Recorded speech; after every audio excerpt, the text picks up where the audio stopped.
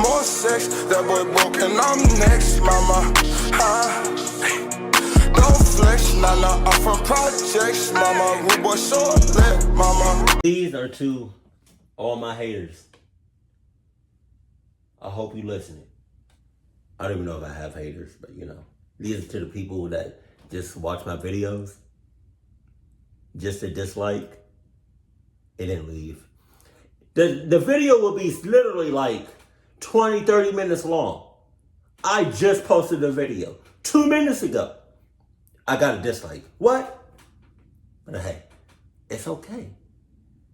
Because to my haters out there, I hope you're listening real good. I got something to say.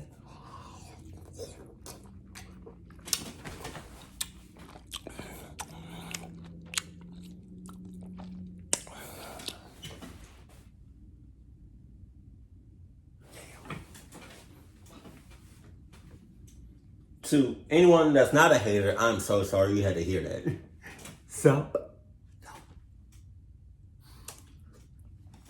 The last flight.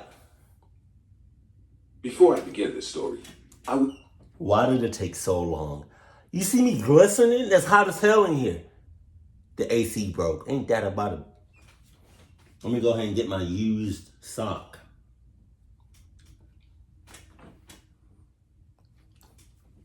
Jeez. Why did it take so long for him to start talking? That scared the shit out of me. Make it very clear that when this incident happened, I was neither sick nor intoxicated. Oh, yeah? I know what I saw, and I believe it was all real. I work in real estate, hence I travel a lot to meet clients all over the world. Generally, I am from Sydney, but I mostly stay in LA if I'm not traveling. So this one time, I went to Scotland to meet a high-priority client. I stayed at his place and cracked a big deal. I was on cloud 9 when I booked the return ticket. I generally prefer late-night flights to early morning ones. After searching for some time, I got what I was looking for. It was going to be a 12-hour ride, so I booked a flight of 1:30 a.m. I bid farewell to my client and spent the day in a motel.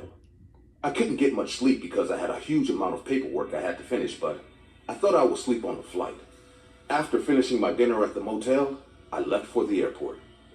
I arrived quite early and grabbed a seat. It was a weekday and unusual hours to expect a busy airport. I plugged in my earphones and started watching videos on my phone just to kill the time. Apart from, there was an elderly couple and a woman supposedly waiting for the same flight. Elderly sus ass shit!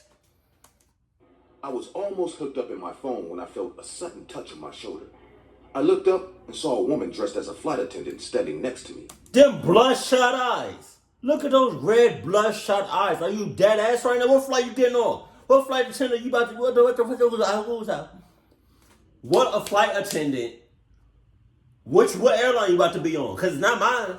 I best believe it's not mine. If it is, deuces. I need my refund and then some. She had a huge smile on her face. Yes? Sir, your flight is about to take off. I think you missed the announcement. I looked around and I saw I was the only one sitting in the waiting area. All other passengers were gone. But my flight was at 1:30 a.m. Yes, it's 1:15, sir. I was going through the passengers list and saw one missing. This is the only flight taking off tonight, so I just came back to have a quick check. I checked the time and, to my surprise, it was indeed 1:15. I didn't realize how time flew away. I got up and thanked her for a kind gesture. Honestly, I was feeling stupid at that moment. I stood up and started to follow her. The entire airport... Does somebody got like the time stone from Marvel? Like what? That was sus and quick as shit. was pretty empty. We reached the boarding gate and saw another woman standing there. I was taking out my boarding pass, but she smiled and said, "Go ahead." What? I followed the attendant into the... Hell no! As many flights as I have taken in my life, they always check your boarding pass before you step foot on that airplane. They be right there. You're not going nowhere. They gonna stop you dead in your tracks. Let me see your shits. Let me see all your shits. What's the NID? Jesus. Oh my God, that was sus. While walking through the corridor, I noticed a huge scar on her left leg. It was as if some sharp metal-like object cut her leg open. But the scar did seem old. Another odd thing about her was the excessive pale color of her body. As I entered the plane, I saw a surprising sight. The entire plane was filled with passengers. I have been sitting in the waiting area for a long time, and I don't remember seeing any of them. Hell, The ambiance. not everybody on that plane is in cahoots. God damn.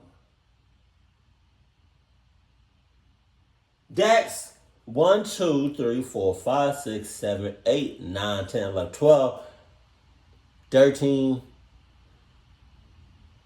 14, 15, 16, 17, 18, 19, 20, 21, 22, 23, 24, 25 people in cahoots, including the flight attendants. Oh my God. The flight was absolute silence. I mean, it was so damn quiet that I thought for a second, no one's breathing. Every passenger kept their head down and it looked like they were all sleeping. I felt very weird after entering the flight. The attendant whispered in my ear, "Please, take your seat." I would have screamed if I was alone. The way she whispered, her cold breath froze my ear. I saw a third row window seat. I guessed it was mine because that was the only vacant seat on the flight. Beside me sat a thin man dressed in formals. Maybe it was his business tour. The flight felt excessively cold and soon a reeking stench started to occupy the air around. I buckled up my seatbelt and waited for the takeoff. But I didn't see any change of behavior in any other passengers. They all sat like before, quiet and expressionless. Oh my I God. said to the man beside me, "Isn't it cold in here?" He didn't answer, just sat keeping his head down. I thought maybe he's asleep or doesn't want to talk. So I plugged in my earphones again and looked out from the window. The pilot started the engine and the flight got on the runway.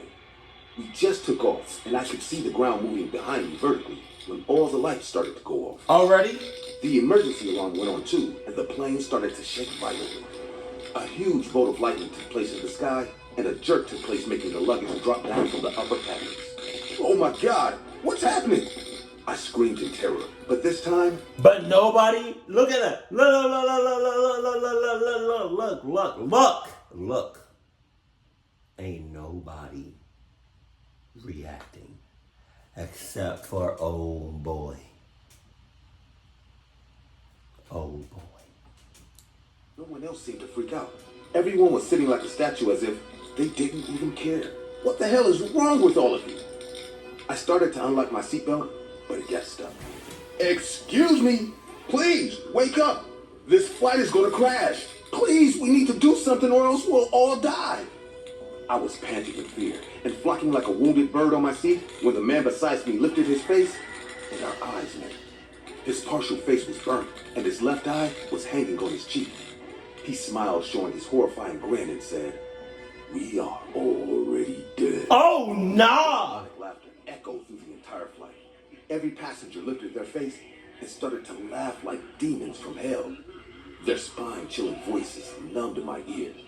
I screamed, "Please, let me leave." Nah, I'm good. I'm not gonna let you leave because you should have known that as soon as you stepped foot on that flight. You couldn't tell? You couldn't see that? Ooh. Just that moment, my seatbelt came off and I sprinted towards the gate to jump. But the flight attendant came from nowhere and stood in my way. Damn. She was looking like nothing before. Her mouth was lit open and blood was all over her clothes.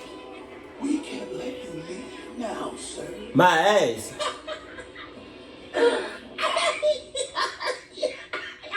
Ugh. Ew. "Someone please help me! Help me!" I pushed the door leading to the pilot's seat, and what I saw made my skin crawl. Two headless pilots were controlling the flight, and the flight was burning from the front end, rushing towards the ground at full speed. "Oh my God!" Sir, are you all right?" A man dressed as airport security was sprinkling water on my face and calling me. I slowly opened my eyes. Where am I? Am I dead? "No, sir. You were screaming and then passed out on the floor." But why did you come on this flight? Didn't you see it was out of order? I got back to my senses and looked around. This was nothing like the flight I saw when I entered. I found myself sitting on the damaged floor of a burnt flight buggy. No doubt, this plane is under construction. But this was my flight. That woman, she called me saying, "No, sir. This unit is under construction since last week." Oh, damn. On its way to takeoff, a bolt of lightning struck the flight. It caught fire and crashed on the ground. No one survived. The flight attendant and the pilot's remains were never found. 70% of the bodies turned to ashes. I missed my actual flight intentionally that night. I still know what I saw was perfectly real. The attendant's ghost lured me into the flight that night, and I witnessed a group of passengers submitting to a horrible death. I don't know if those haunted remains of that flight are still on that airport or not, but don't ever follow any mysterious person if they come to escort you saying, "The flight is about to take off, Nah. sir." Nah.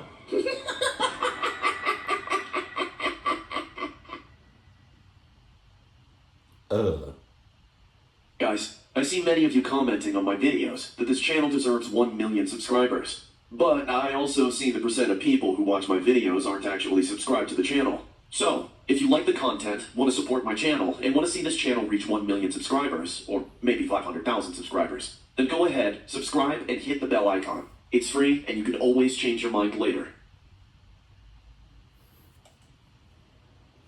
I am a 21-year-old petite woman. Right. After spending a long time apart, last year, I finally got the chance to fly back to my boyfriend, Mark. Okay. This was my second time traveling through the air, so I was still nervous.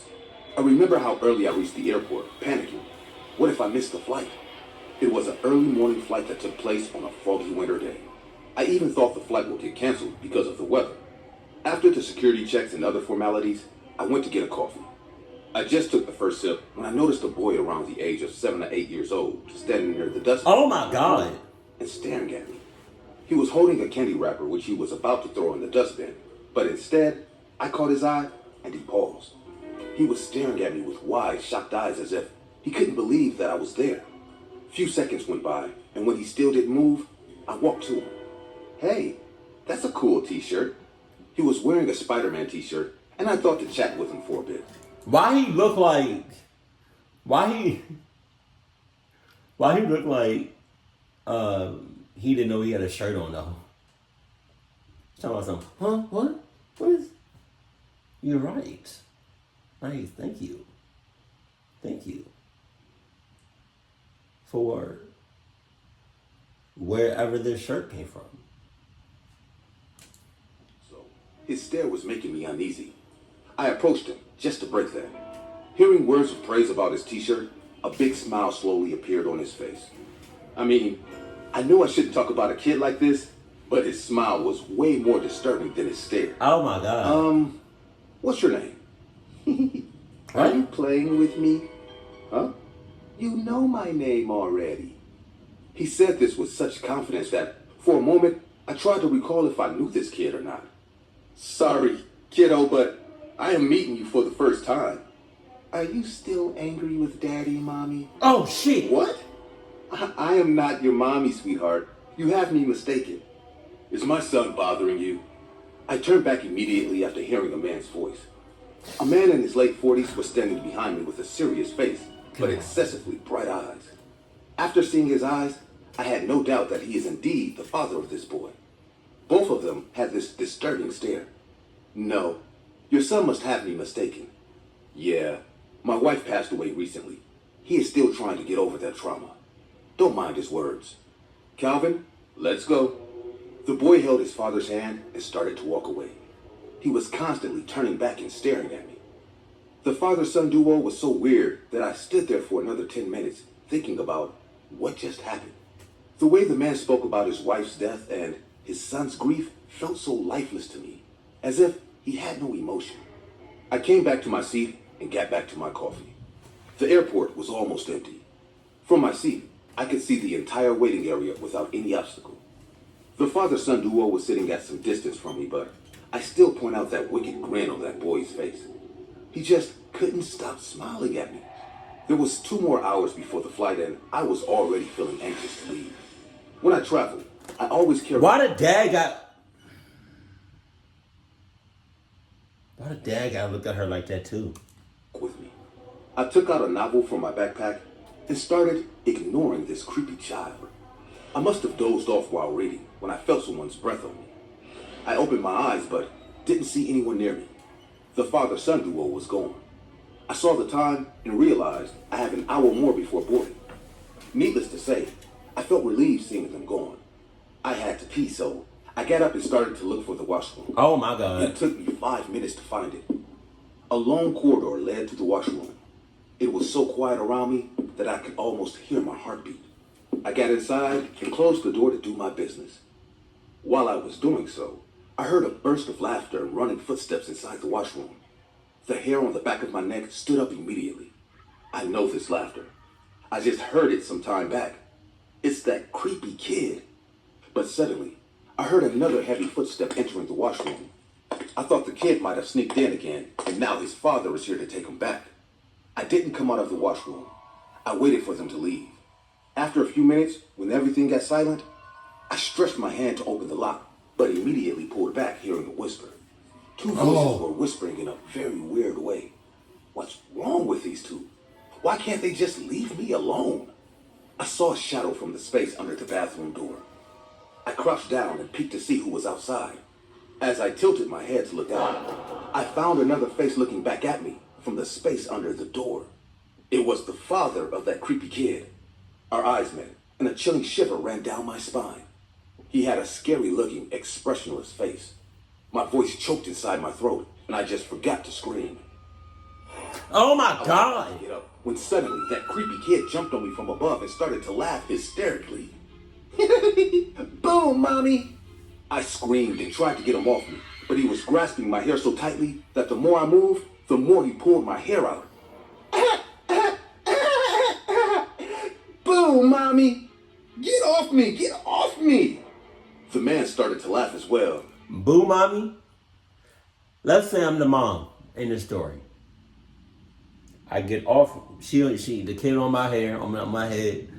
I get up, toilet right there, full of toilet water. Boo mommy! Boo mommy! You little mother clucker. Get him off me, turn it upside down, dip.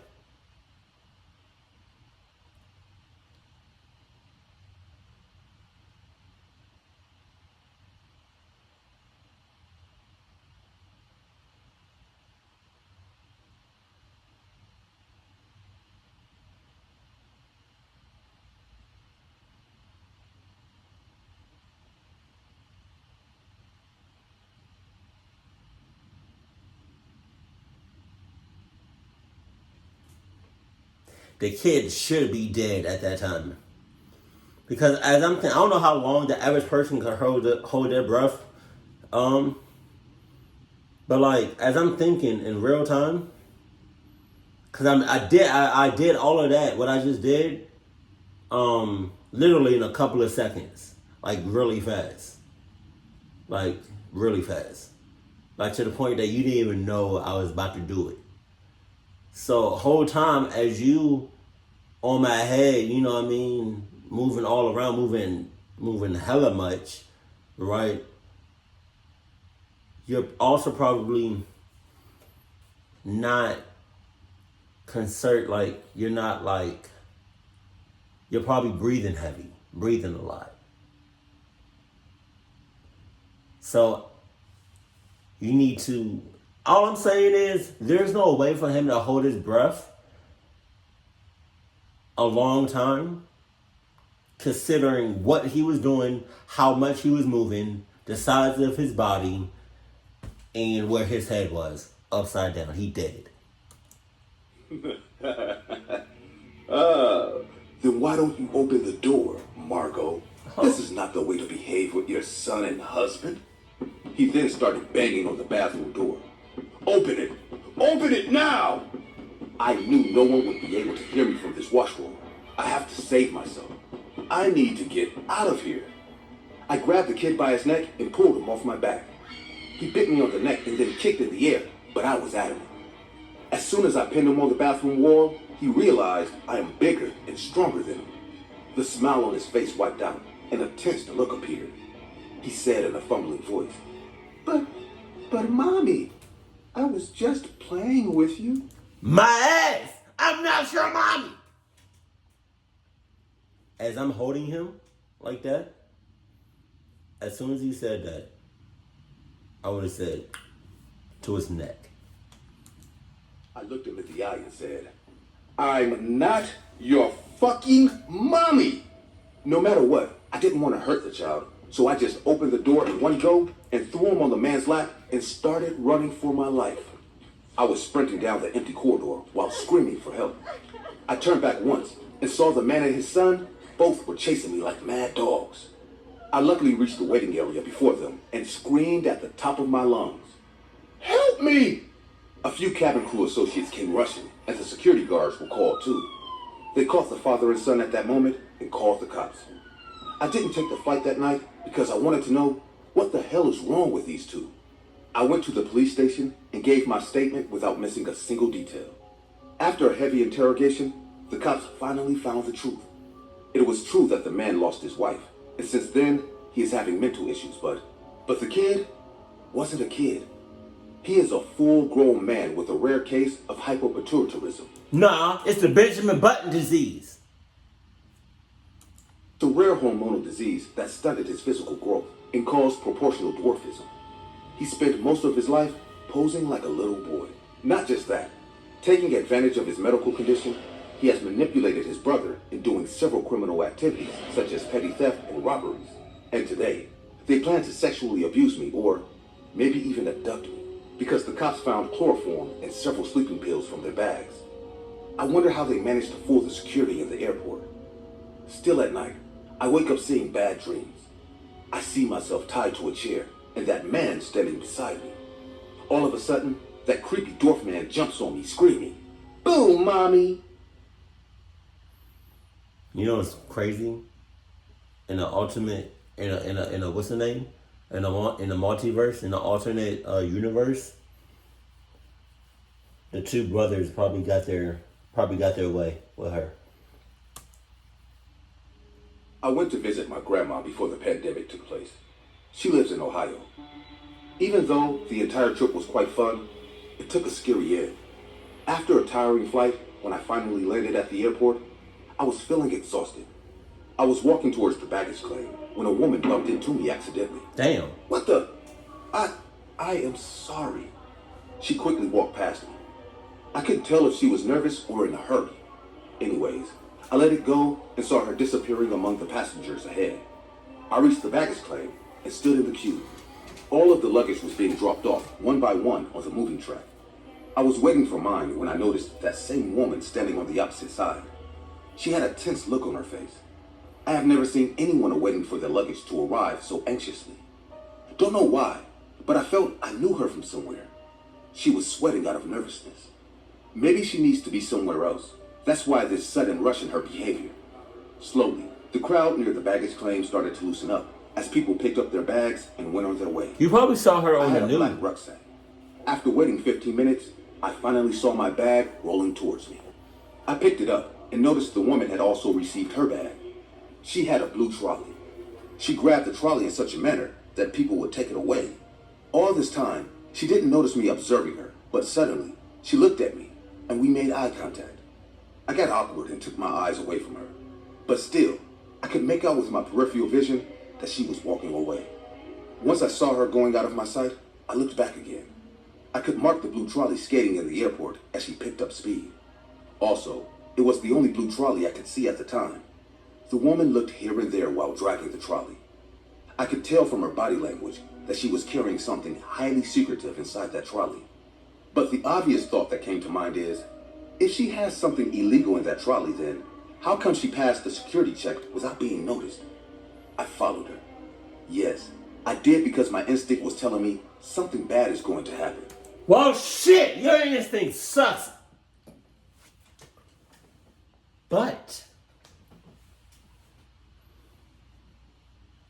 your instincts tell you something bad about to happen. Why the hell are you still there? The woman slowly walked to the washroom and got inside. There was no way I could enter the women's washroom, so I waited outside. I got close to the washroom door and tried to listen to what she was doing in there. Don't get me wrong. I was just trying to overhear a secret conversation which she was making with someone over a phone call. Yes, I have it now. No, I'm not gonna leave it here. Are you crazy? I got sure that this woman is part of something really bad. I wanted to be sure before taking any drastic step. What?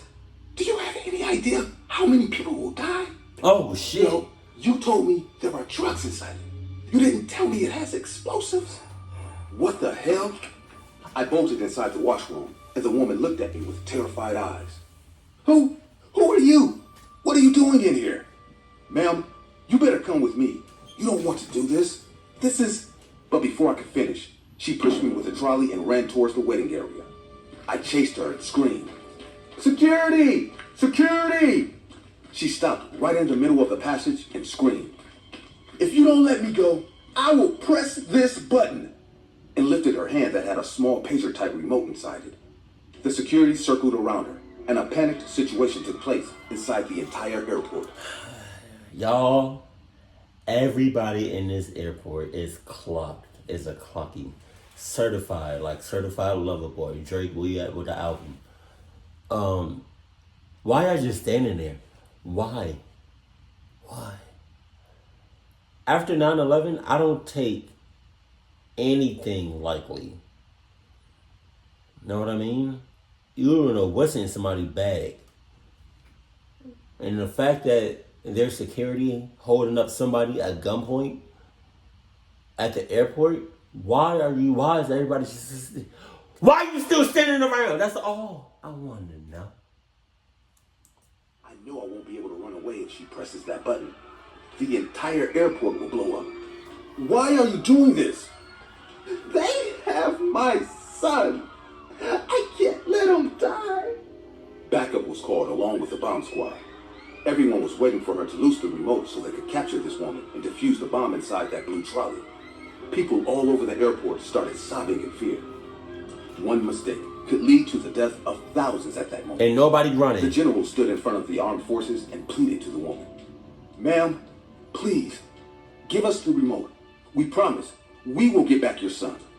"No, they will kill him if I don't do this.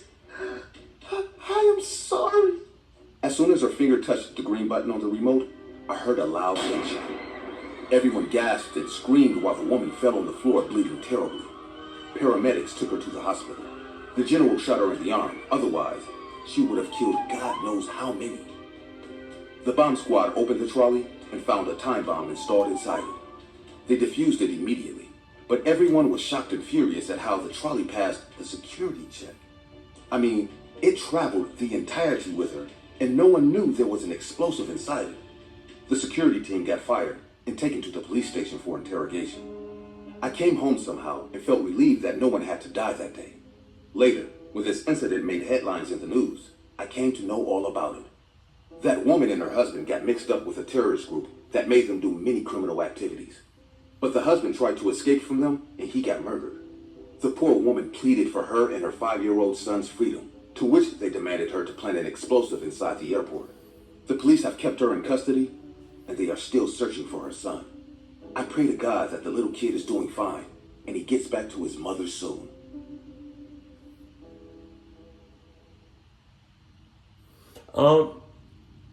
In the comment section, but this is kind of realistic. In the comment section below, what would y'all have done in that situation? Let me know it in the comments.